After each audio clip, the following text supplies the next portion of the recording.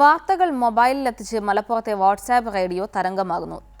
തിരൂർ സ്വദേശി റെജി നായരാണ് അന്താരാഷ്ട്ര സംഭവങ്ങൾ മുതൽ പ്രാദേശിക വാർത്തകൾ വരെ ഉൾക്കൊള്ളിച്ച് വാട്സാപ്പ് റേഡിയോയ്ക്ക് രൂപം നൽകിയിരിക്കുന്നത്. രാജ്യത്തെ ആദ്യ വാട്സാപ്പ് റേഡിയോയിലേക്ക് സ്വാഗതം. ടൈം വാട്സാപ്പ് റേഡിയോ പ്രധാന വാർത്തകൾ. അങ്ങ് സിറിയയിലെ അഭയാർത്ഥി ക്യാമ്പിലെ വാർത്തകൾ മുതൽ തിരൂർ മാർക്കറ്റിലെ ഇന്നത്തെ വില നിലവാരം വരെ ഇനി വാട്സാപ്പ് ഗ്രൂപ്പുകളിലെത്തും. തിരൂർ സ്വദേശി റെജി നായരാണ് വാട്സാപ്പ് റേഡിയോ എന്ന പുത്തൻ ആശയത്തിന് പിന്നിൽ. 2004 ഓഡിയോ കാസറ്റിൽ വാർത്തകൾ റെക്കോർഡ് ചെയ്തായിരുന്നു റെജിയുടെ ഈ രംഗത്തെ തുടക്കം.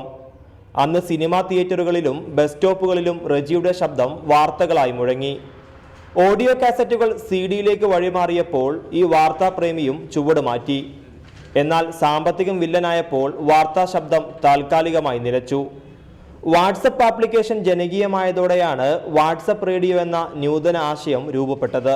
FM-ന് പോയപ്പോൾ 35 കോടി രൂപ അവിടെ കെട്ടിവെക്കണം എന്ന് പറഞ്ഞു. ഇത്രയും വലിയ ഭാരിച്ച തുക, നമുക്കൊരു പത്രം തുടങ്ങാൻ ഒരു ചിലവില്ല. ശരിക്കും ഈ പ്രിന്റിങ്ങിന്റെ കോസ്റ്റ് വരുന്നുള്ളൂ.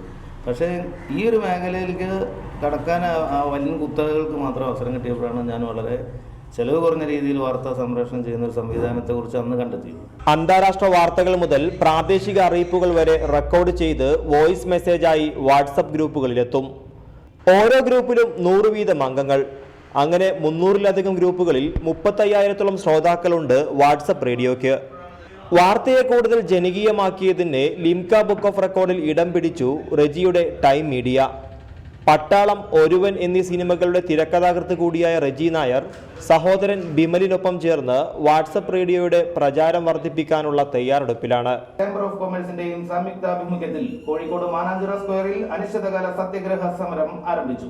ഷഫീഖ് തച്ചുപറമ്പൻ, റിപ്പോർട്ടർ, മലപ്പുറം.